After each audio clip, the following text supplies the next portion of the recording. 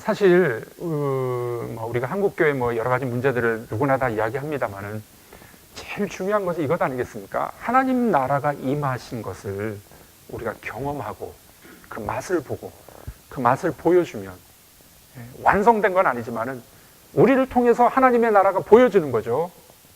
그러면은 사람들이 그 안으로 들어오게 되는 거죠. 하나님 나라에 들어오게 되는 거죠. 이 하나님 나라의 이 원리와 하나님 나라의 삶을 우리가 회복하는 것, 참 대단히 중요한 거라고 저는 생각합니다. 매일매일 하나님의 통치를 받고, 지금 보좌 환상이 그걸 이야기하는 거예요. 공간적인 하나님의 보좌를 이 땅으로 끌어내리자는 겁니다. 물론 이제 요한이 올라가죠. 요한이 올라갑니다만은, 그러나 우리가 적용하기 위해서는 하나님의 그 보좌의 통치가 지금 우리 교회 속에, 우리 삶 속에 들어왔다라는 것으로 끌어당겨 보자는 겁니다. 네. 그래서 이 보좌 환상은 두 가지입니다. 첫 번째는요, 거기 다 적어놨는데 나중에 보시면 됩니다. 첫 번째는 뭐냐면 예배 이미지가 있어요. 도미티안 황제가 자기를 주와 하나님으로 경배하게 만들었거든요. 퀴리오스. 예수를 퀴리오스라고 고백을 했는데 도미티안을 자기를 퀴리오스라고 이야기했거든요. 그거 아니라는 거예요. 그래서 이 보좌 환상에 보면은 네 생물과 24장로 또 수많은 이 생물들이 하나님을 찬양합니다. 그러니까 진정 예배를 받으실 분은 하나님이시다 하는 것을 보여주는 것이 보좌 환상의 예배 이미지입니다. 예배 이미지. 네, 예배 이미지.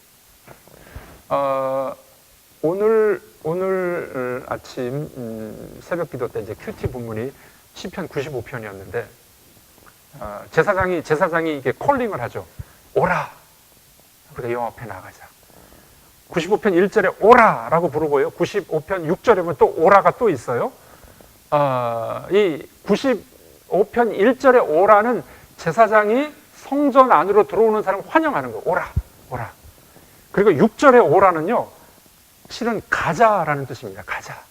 들어온 이 예배자들을 하나님의 이제 지성소 앞으로 가자. 성전 앞으로 들어가자. 그 촉구하는 거예요. 촉구. 예배를 드리자고. 네. 근데 그 예배 이미지 중에 중요한 게 나오죠. 거기 보면은 우리가 굽혀 그분에게 경배하며 무릎을 꿇고 그 다음에 그의 말씀을 청종해야 된다. 이렇게 나옵니다. 그러니까 예배 이미지가 뭡니까? 경배하는 건데, 경배 태도가 뭐예요? 이 경배라는 단어 앞에는 머리를 굽혀라는 단어가 나오고 뒤에는 무릎을 꿇어라는 단어가 나옵니다. 예배의 태도는요, 머리를 굽히고 무릎을 꿇고 겸손의 태도로 하나님 앞에 예배를 드리는 거죠. 그 다음에 뒤에는 뭐가 나옵니까? 그런 자세를 하고 하나님 말씀을 듣는, 청종하는 단어가 뒤에 나옵니다. 예배 이미지가 그거죠. 경배와 겸손을 통해서 하나님의 음성을 듣는 것, 이게 예배다. 시편 95편이 그렇게 노래를 합니다. 여기도 마찬가지입니다. 예배 이미지가 이 하나님의 보좌가 나오고 그 보좌에서 모든 이 생물체들이 찬송하고 예배하는 것이 나옵니다. 두 번째 이미지는 정치적인 이미지예요. 이 보좌실은 통치의 이미지도 있습니다. 지금 이 땅에서는 로마 황제의 시퍼런 그런 이 통치 속에 살아가고 있으나, 그러나 진정한 통치자는 보좌에서 통치하시는 하나님이 진짜 통치자다. 그래서 이 정치적인 이미지도 있어요. 정치적인 이미지가 있어요. 이 땅에서 우리가 고난을 당하고 있지만은, 그러나 하나님의 통치하심이 이루어지게 하는 것이 바로 교회가 아니겠습니까? 교회를 통해서 하나님의 통치가 이루어질 수 있도록 해야 되는 겁니다.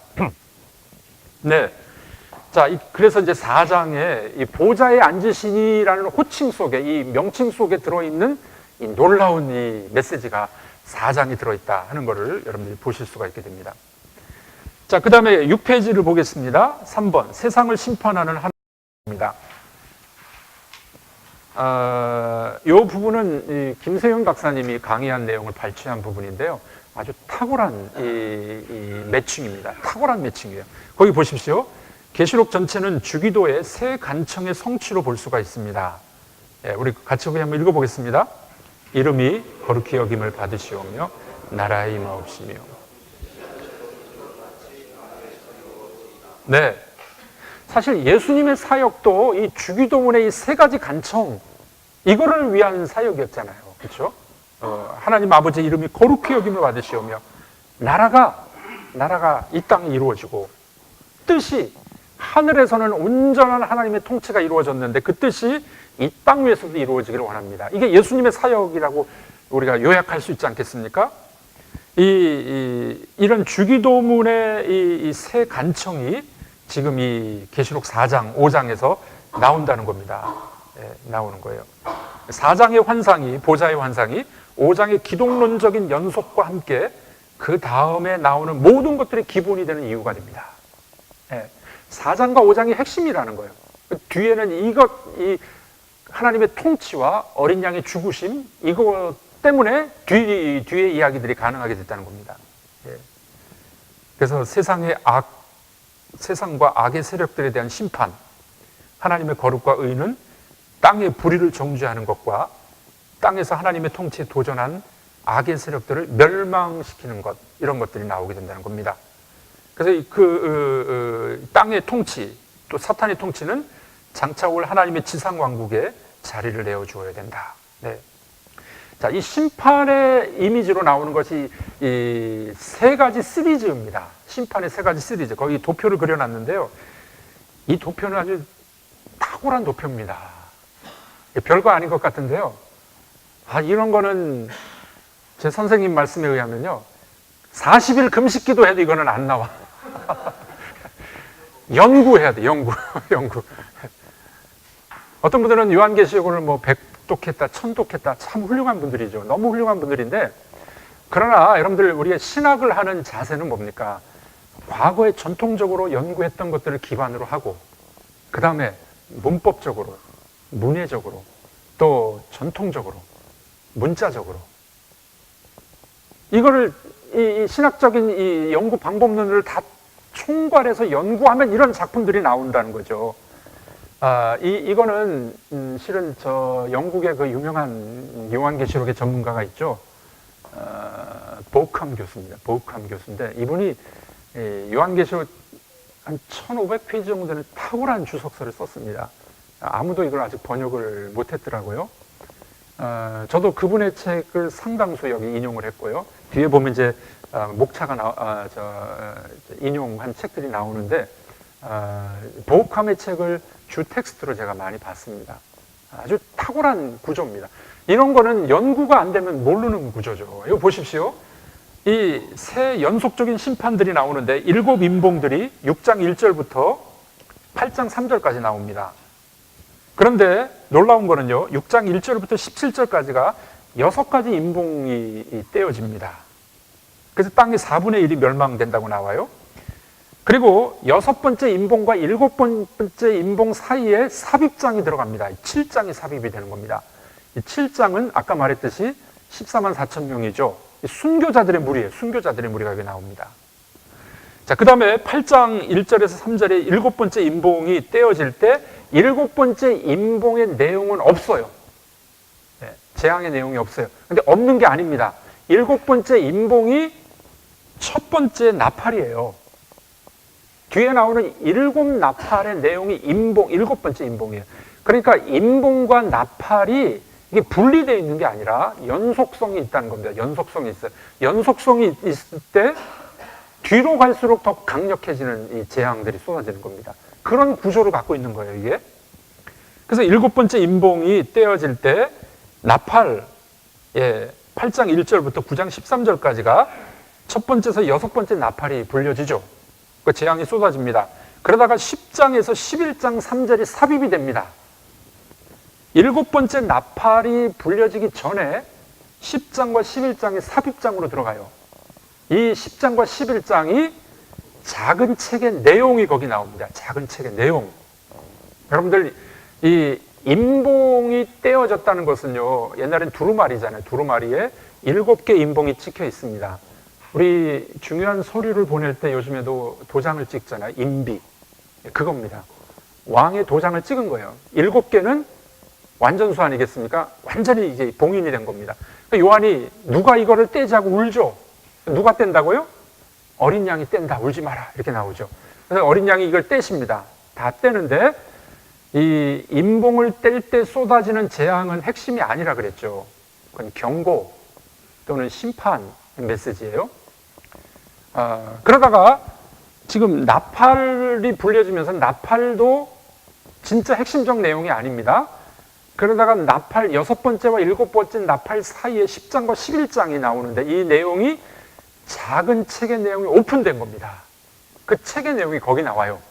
나중에 보겠습니다만은 이 책의 내용이 뭔가 봤더니 복음의 내용이에요. 복음이에요, 복음.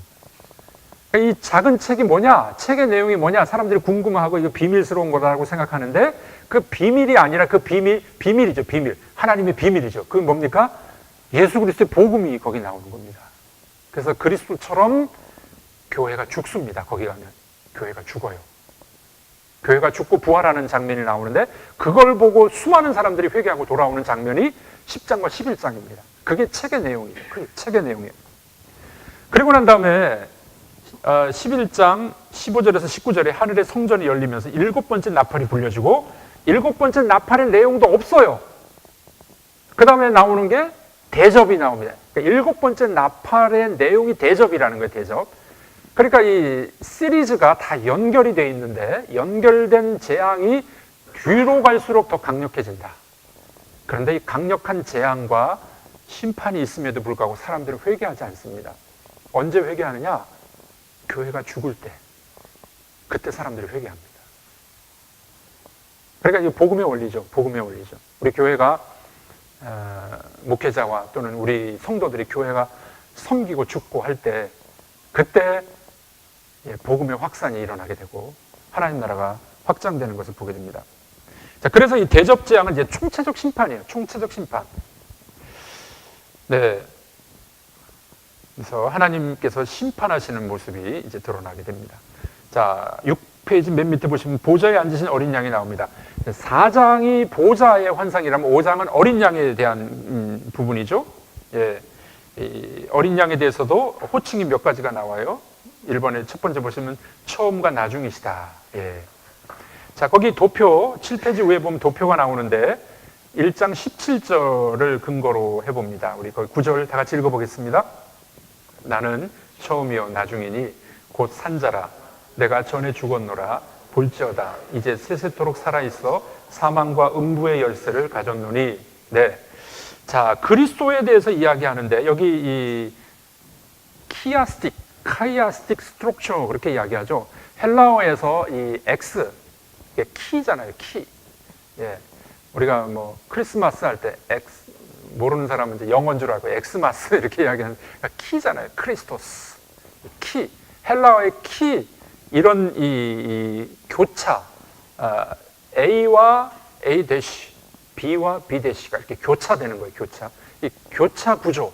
그래서 카이아스틱 스트럭처 그렇게 이야기합니다. 이게 지금 최근 들어서 문해적 이 연구들이 일어나면서 이런 이제 연구 방법론들이 나오게 된 거죠. 거기 보시면 A와 A 대시가 짝을 이루게 됩니다. 그리고 B와 B 대시가 역시 짝을 이루게 됩니다. 계시록이 이런 짝을 이루는 구조를 갖고 있는데 하나님과 예수 그리스도를 병치시켜서 같이 강조하는 그런 부분들입니다. 자, 이번에 보시면 예수님께 대한 예배, 계시록에서 예배의 중요성이 나오게 됩니다. 4장에 보좌에 앉으신 하나님을 예배했듯이 이제 어린 양에 대한 예배도 나오게 되죠. 네. 네. 그 밑에 7페이지 3번 보겠습니다. 그리스도가 하는 것은 하나님이 하시는 일과 같습니다. 예. 이 세상으로 하나님의 종말에 오시는 것은 구원과 심판을 위해서 오시게 됩니다. 그러나 이 하나님의 오심은 그의 창조에 대한 목적을 성취하기 위해서 예수님의 오심입니다. 그래서 임박한 오심의 소망과 경고가 책 전체를 지배하고 있다라고 볼 수 있습니다. 네. 그래서 짐승의 자기 주장은 고난과 핍박이었지만은 하나님의 자기 희생적 아가페를 통한 일하심은 구원과 복음이다 하는 것을 우리가 보게 됩니다. 자, 그 다음에 이제 3번이 중요한데요. 이제 어린 양과 같이 그 양을 따르는 무리들이 승리하게 됩니다. 이 무리들의 승리가 결국 죽음이에요, 또. 우리는 늘 우리 교회 안에 있는 우리의 병폐, 우리들의 병폐가 뭡니까? 우리들의 병폐가 이 숫자, 그리고 돈, 명예, 그거잖아요. 리차드 폴스터가 쓴 책 그 있지 않습니까? 돈, 섹스, 명예. 결국 이게 이제 교회 안에 들어오는 게 세속화가 되는 거예요. 세속화. 여러분들 솔트 라인이라고 들어보셨나요? 솔트 라인? 솔트 라인이 뭡니까? 바닷물과 민물이 만나는 경계선을 솔트 라인이라고 합니다. 이 경계선이 가뭄이 되면은 어떻게 될까요? 위로 올라갑니다. 상류 쪽으로 올라가요. 홍수가 나면은 밑으로 내려갑니다. 또 수목 한계선이 있어요. 그거를 트리 라인이라고 합니다. 만년설이 쌓인 산에 보면은 어느 지점에 올라가면 더 이상 풀 한 폭이 자라지 않았고 만년설로 덮여 있죠. 그걸 트리 라인이라고 이야기해요. 한계선이. 우리 교회 안에 사실 우리들이 이런 세속화가 들어오게 되면은 이제 그때부터 교회가 힘을 잃어버리죠. 교회 돈은 많이 쌓여 있지만은 힘을 잃어버린다. 제가 저를 합리화시키기 위해서 만든 말인데요. 교회는 적당히 빚이 있어야 된다. 제가 만든 말인데, 왜냐하면요, 빚이 없고 돈이 쌓이면요, 그 교회는 반드시는 아니지만은 대부분이 문제가 생기더라고요. 문제가 생기는 가장 큰 요인 중에 하나는 교회가 돈이 쌓이게 되면요, 그것 때문에, 돈 때문에 싸우더라고요. 대체로 그러지 않던가요? 뭐 다 그러진 않은데 그렇습니다. 근데 교회가 위기감이 있어. 빚도 있고, 전도에 대한 위기감, 또는 또 뭐 힘들게 하는 성도들이 있고, 그러다 보면 어떻게 되면 목회자들이 이거 주의하고 계속 머리를 쪼아리고 기도할 수밖에 없는 겁니다. 그래서 제가 저를 합리화시키기 위해서 만든 말인데, 교회는 적당히 빚이 있어야 된다. 더 많이 기도하게 되는 거죠. 그래서 여러분들이 이 뭡니까? 교회 안에서 우리가 너무 세속화적으로 빠져버리면은 기도도 안 하고, 또는 전도도 안 하고, 또는 이제 이 교회 본질적 사명을 자꾸 잊어버리고, 그 돈 가지고 뭐 할까, 뭐 돈, 이런 생각들을 자꾸 하는 거예요. 물론 뭐 이제 선교사에게 쓰고 구제사에게 다 쓰면 좋습니다만, 그러지 못할 때가 많이 있어서 문제가 많이 생긴다는 겁니다. 네. 자, 3번이죠. 양과 따르는 무리들의 승리, 이 교회의 승리가 나오는데, 그 승리는 뭐냐면 희생적 승리라는 겁니다. 자, 통계가 있습니다. 지금 이 계시록을 연구하신 분들의 아주 탁월한 점이 뭐냐면 이런 통계들을 정확하게 뽑아냈다는 거예요. 그리스도의 인성에 대해서는요, 14회 나옵니다. 14회 나와요. 14는 7 곱하기 2죠. 항상 7과 연관이 있어요. 그 다음에 예수, 그리스도라는 단어는 7번 나옵니다. 7번. 세 번째, 어린 양, 28번 나와요. 어린 양은 7 곱하기 4죠. 7이 완전수인 것처럼 4는 세상을 뜻하는 숫자입니다. 땅 네 모퉁이, 네 구역, 땅 네 모퉁이, 땅의 숫자는 4로 계시록은 보통 이야기합니다. 그래서 4, 7이 28, 7, 4, 28에서 어린 양이라는 호칭은 28번 나와요. 왜 그랬을까? 그것은 어린 양이 28에 나타나는 것은 그의 승리가 전 세계적인 범위에서 이루어진 완전한 것임을 드러내기 위한 것입니다. 네, 그렇죠. 자, 두 번째, 주요 상징 주제들이 나오게 됩니다. 자, 여기 계시록에 나오는 주요 상징들이 있는데, 첫 번째는 메시아 전쟁입니다. 메시아 전쟁. 이 메시아 전쟁은 메시아께서 이스라엘의 적들에 대항하여 이스라엘의 군대를 지휘하게 됩니다. 범세계적인 하나님의 백성들을 모으게 되는 것이죠. 그래서 이제 악의 세력들, 영적 세력뿐만이 아니라 악한 세력들의 권력에 맞닥뜨려서 이제 메시아 전쟁이 일어나게 됩니다. 그래서 계시록에는 전투적인 메시아 사상을 기록하기 위해서 정복이라는 이 중요한 개념을 씁니다. 3장, 5장, 17장에 나오죠. 그리고 그의 백성들, 그리고 이기게 하리라, 단어들이 종종 나타나게 됩니다. 신천지에서는 이긴 자를 누구라고 이야기합니까? 이만희 씨를 이긴 자라고 이야기해요. 근데 이긴 자는 이만희가 아니라 예수 그리스도께서 죽으심으로 이기셨다고 이야기합니다. 그리고 그 예수를 따라 함께 죽고 희생한 교회를 향해서 이긴 자라고 이야기합니다. 이긴 자들은 내가 아버지와 함께 보좌에 앉은 것처럼 보좌에 앉게 하리라. 이렇게 나옵니다. 그래서 결국 이 메시아 전쟁에서 이기는 것은 죽는 것이 이기는 것인데, 희생이 이기는 것인데, 그것이 어떻게 된다고요? 결국 하나님의 보상이 있는데 보좌에 함께 앉는 겁니다. 저는 이 그림을 한번 이렇게 그려봤어요. 저희 아이들이 어렸을 때 부모들이 앉아서 이렇게 사진을 찍으면 어떻습니까? 어린아이들은 무릎에 앉힙니다. 무릎에 앉아요. 이기는 자는 내가 아버지와 함께 보좌에 앉은 것처럼 보좌에 앉게 하리라. 그 그림을 한번 그려봤어요. 우리 목사님들, 사모님들, 장차 하나님께서 하나님의 무릎에 앉혀주시고 이겼다, 잘했다 칭찬해 주실 날이 우리에게는 있습니다. 그런 이긴 자는 누구라고요? 희생하고 죽고 섬긴 자들을 그렇게 이긴 자라고 말씀해 주고 있다는 겁니다. 네. 자, 그런 이제 메시아 전쟁이 있습니다. 이긴 자들. 그 다음에 2번 종말적 출애굽이 나옵니다. 이 종말적 출애굽에 있어서 중심 이미지는 예수님 자신이 유월절 어린 양으로 나오게 됩니다. 특별히 어린 양이라고 나오죠. 어린 양. 그 어린 양이라고 굳이 말씀한 이유는 유월절 어린 양을 이야기한 것이죠. 유월절. 그래서 그의 피로 백성들을 속죄하고 나라와 제사장으로 만들게 하셨습니다. 종말적 출애굽이 여기 나오게 되면서 새로운 출애굽의 모습이 드러나게 됩니다. 큰 3번에 보시면 증인이 나타납니다. 증인. 충성되고 참된 증인은 예수 그리스도이십니다. 이 충성된 증인의 역할을 보여주셨는데 우리 교회를 향해서도 증인의 역할을 감당하도록 합니다. 증인. 그래서 요한계시록을 선교의 책이라고 이야기하는 이유가 그겁니다.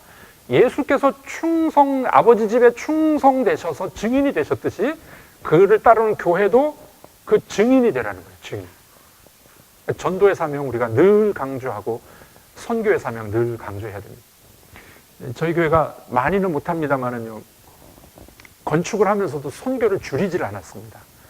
하나님이 예쁘게 보신 것 중에 하나라고 저는 생각하는데요. 지금 파송이 5가정, 협력이 29가정에서 34가정을 지금도 계속적으로 후원합니다. 한 번 후원한 선교사는 끊지 않고 계속합니다. 자기가 안 하지 않는 이상, 농땡이 피우는 사람들은 잘라버려 더 줄 수는 없는데 자기가 뭐 안 하지 않는 이상은 계속 10년째 계속 후원하고 있어요. 작지만 목표는 300가정이지만 주님 오실 때까지 해야 되겠죠. 그러나 계속적으로 늘려가려고 생각합니다. 그러니까 증인의 역할을 우리 교회가 이 지역에서도 해야 되지만은 세계적으로도 해야 되잖아요. 그 증인의 역할을 감당하는 것이 바로 교회이기 때문에 교회는 이 증거하는 역할을 놓지 말아야 된다는 겁니다. 그래서 전도가 참 어렵잖아요. 요즘에 참 어려우신데 그럼에도 불구하고 전도를 꾸준히 해야 된다는 겁니다. 여러 가지 방법, 전도에 대한 이야기도 할 얘기가 많이 있습니다만 저희는 봄, 가을로 2차례 전도 축제를 합니다. 전도 축제를 하는데 교인들이 나가서 이제 붕어빵 전도도 하고 가게를 방문하기도 하고 또 뭐 이런저런 데 가서 봉사도 하기도 하고 또 교회로도 초청하고 사랑방 초청도 하고 돈가스 클럽으로 초청하기도 하고 영화관으로 초청하기도 하고 작은 음악회를 해서 초청하기도 하고 뭐 큰 교회니까 그렇게 하죠. 뭡니까 규모는 다를 수 있는데 얼마든지 우리들이 아이디어를 내고 이 시도를 하면은 전도가 가능하다는 겁니다. 옛날처럼 그렇게 잘 되진 않아요. 그러나 그럼에도 전도가 계속 된다는 겁니다. 제가 보니까요, 저희 교회 정도 사이즈에서는요, 1년에 약 300명 등록되면은 유지 내지는 조금 부응합니다. 숫자적으로 400명이 등록이 돼야 100명 정도 늘어납니다. 통계적으로 해봤어요. 그러니까 요즘에는 정착을 잘 못하기 때문에 교인들이 이렇게 많이 옮겨 다니거든요. 아마 저희 교회 등록하신 분들이 다 나오면은 제가 봤을 때 지금 한 5, 6천 명 될 거예요. 근데 그러지 못하거든요. 왔다가 또 다른 교회도 가죠. 저희 교인들이 가기도 하고 오기도 하고 뭐 등등. 그래서 익산 안에서는 이제 우리 교역자들끼리 불문율이 있습니다. 서로 안 물어보기. 뭐 이런 게 있어요. 뭐 다 아니까. 그럼 어떻게 할 수가 없어요. 교인들이 왔다가 가기도 하고 갔다가 뭐 떠나기도 하고 그래요. 그런데 이제 제가 보니까, 통계적으로 보니까 우리가 전도를 나가서 전도 참 많이 합니다. 지금 2주 동안 계속 전도했거든요, 나가서. 근데 교회를 초청하는 작업들을 이제 할 텐데, 그렇게 열심히 전도해서 한 400명 정도 등록이 돼야 한 200명 정착을 합니다. 한 200명 정착을 하는데, 근데 기존에 있는 분들도 돌아가시고 이사 가고 또 뭐 다른 교회로 가시고 또 그러거든요. 그러다 보니까 남는 인원은 그 정도 남는 거죠. 그러니까 무슨 말씀 드리고자 하는 거냐면요. 뭐 사이즈와 상황에 상관없이 교회는 증인 역할을 늘 해야 된다는 겁니다. 증인 역할. 이 계시록이 지금 그걸 우리에게 보여주고 있지 않습니까? 네 번째, 그리스도의 죽음. 그리스도의 죽음. 네. 자, 넘어가고요. 10페이지 순교자들의 군대가 나옵니다. 이 마지막 중요한 부분인데요. 순교자들의 군대.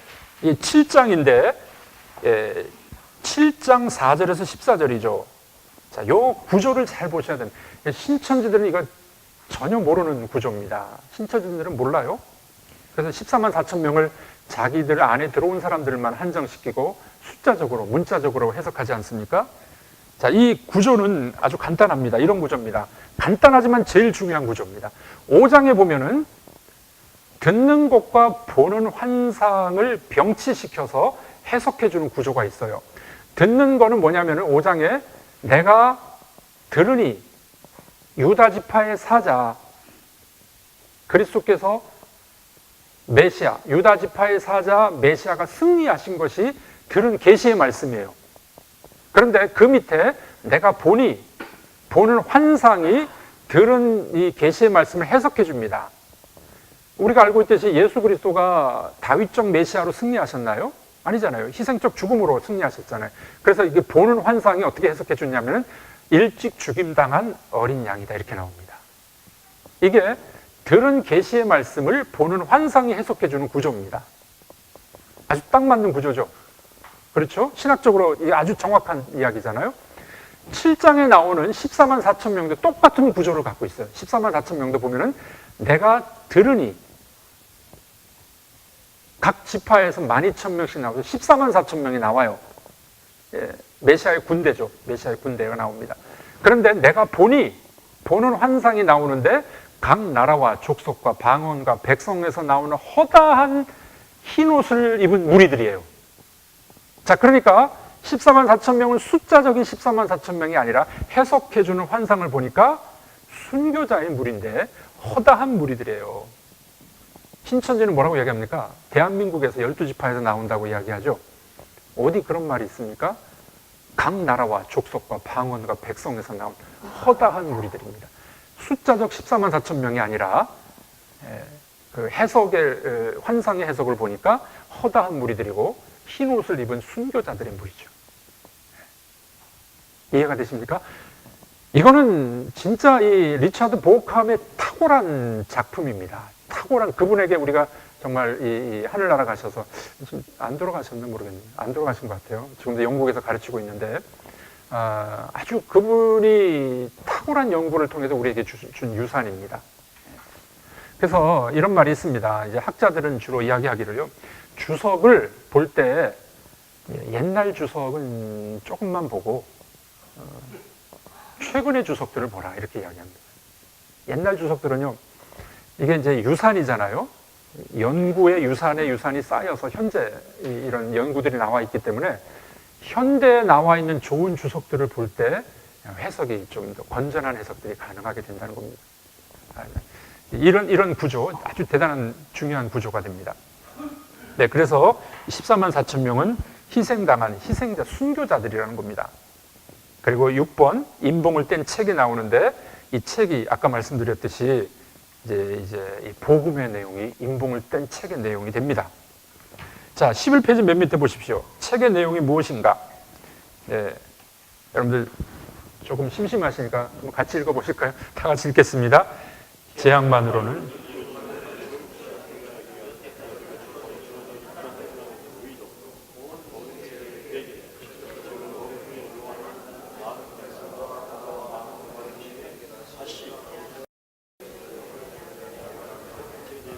네. 자, 요한이 다시 예언을 하는데 그 작은 책의 내용이 뭐냐? 11장 11절에서 13절에 요약돼서 나타나고 있습니다. 이 본문은 요한의 전체 예언의 중심적인 메시지를 요약하고 담고 있습니다. 요약하면 그겁니다. 이 그리스도 어린 양처럼 교회도 희생하고 죽으면 영적 전투에서 승리하게 되고 그로 인해서 하나님 나라가 확산된다. 그렇게 나오는 겁니다. 그래서 이 11장에 보면은 프로그램 스테이트먼트라고 나와요. 이게 무슨 말이냐면은 목차예요, 목차. 이제 이 어린 양의 희생을 본받아 교회가 섬기고 희생하면 영적 전투에서 어떻게 승리하게 된다라는 것을 거기에 목차처럼 이제 기록을 해 놓습니다. 이걸 프로그램 스테이트먼트라고 해요. 그 내용대로 12장부터 15장 그리고 뒷부분이 그 내용대로 전개가 됩니다. 그렇게 전개가 돼요.